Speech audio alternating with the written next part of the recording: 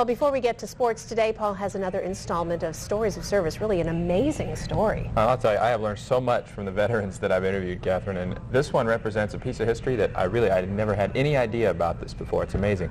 The man in the cockpit of the very last plane on the very last mission of World War II grew up in Selma. Rodger Jensen insists he's no hero, but once the details of his final mission were declassified by the U.S. government in 1985, it became clear that he had definitely had a hand in history.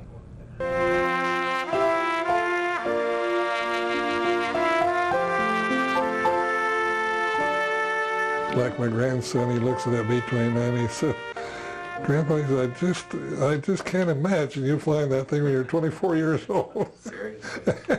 Rodger Jensen hadn't imagined that either when he entered the military just after his 22nd birthday in 1942. I went through infantry training, and OCS was an infantry officer. But after getting my commission in the infantry, I applied for Air Force and was accepted.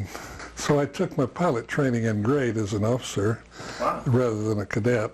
After getting my wings, I went through transition with B-17s, and then out of that program I was selected to become a pilot on a B-29. After initial training in Nebraska, Rodger was sent to Puerto Rico to join a secret wing of B-29s using the newly developed and top secret APQ-7 bomb sight. The history of the B-29 was that it was supposed to be a high-altitude bombing, most sophisticated bomber that had been developed in World War II.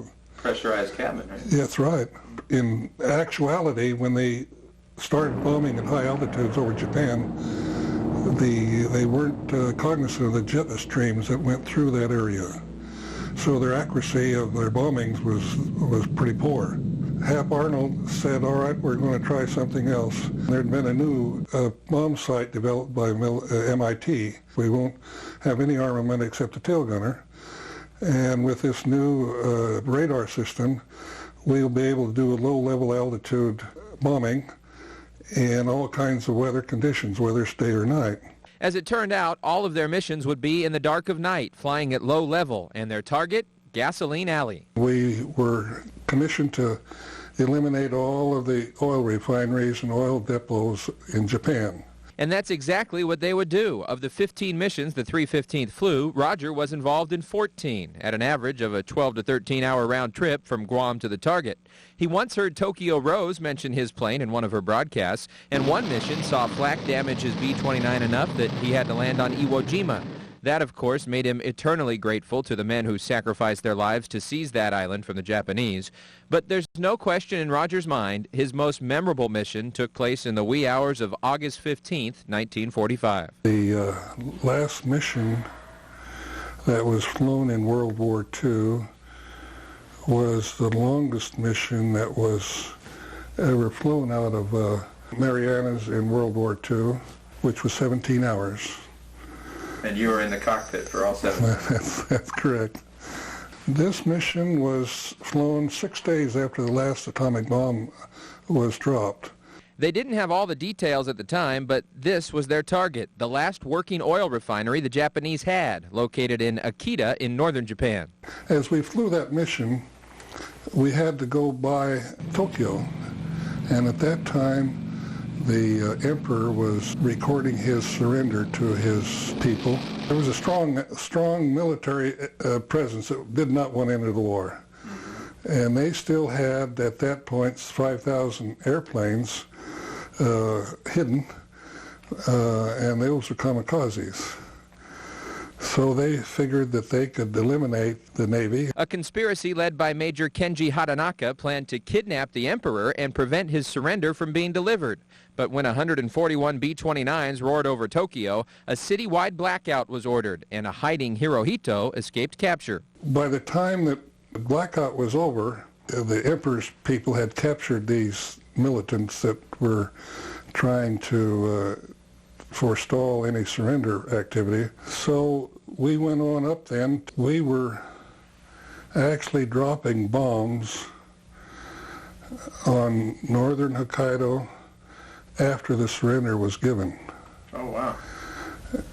And we never could figure out why that happened, but it turns out that Russia was trying to come in that war against Japan at the last minute to divide up the spoils, so to speak. Sure. And we didn't want Russia to do like they did in Germany and split it up. That's why General George Marshall gave the mission the go-ahead, and that's why in the years since it's become known as not just the last mission of World War II, but the first mission of the Cold War. Detailed in an acclaimed book called The Last Mission, it's also the subject of a documentary.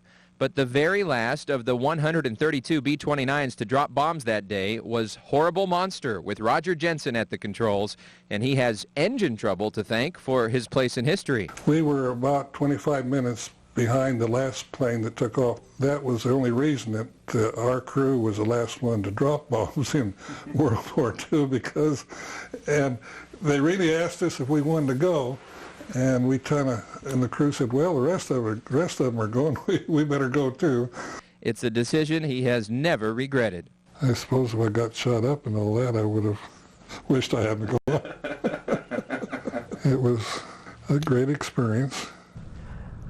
Yeah, that would have changed his mind a little bit. Yeah, an unbelievable experience, really, and so humble about it. He wants to make it clear he doesn't think he's a hero, but in my mind he's certainly a hero, as are all our World War II veterans. And he and his wife, in 3 weeks, will celebrate their 65th wedding anniversary. Oh, congratulations. So an early happy anniversary. Thank you, Rodger, for your service to our country. If there's a veteran that you would like to tell us about, go to our website, cbs47.tv, or call that phone number on your screen, 445-0015.